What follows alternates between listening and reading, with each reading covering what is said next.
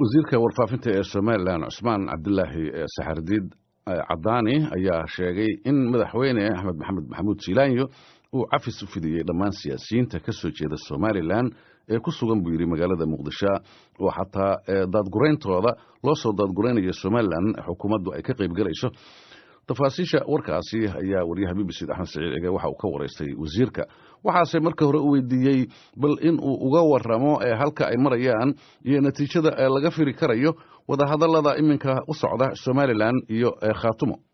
sadka warqabto waxa weeye hadalla mugle oo rasmi ah ayaa Soomaaliland iyo u socda maxaan ku raahdaa iyo Khaatumo iyo qaybta hogaaminaya Cali Khaliif iyo saaxiibadii aad baan u soo dhaweynay waana ku bogaadinay Cali Khaliif Dr. Cali Khaliif go'aanka geesinimada la qaatay goormay markaa wada hadalladii rasmi ahaan u bilaamayaan maxaa laga wada hadlayaa waxa weeye qorshihii waxa laga wada hadlayaa sidii Jamhuuriyadda Soomaaliland ugu soo biiri lahaayeen oo ay u noqon lahaayeen Cali Khaliif iyo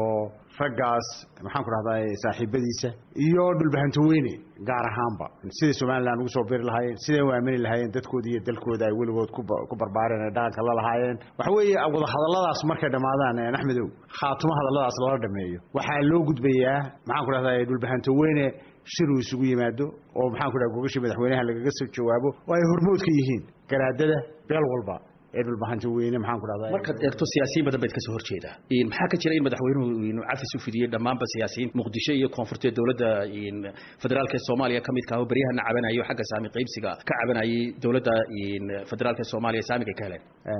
way jirtaa walaalaha iyaga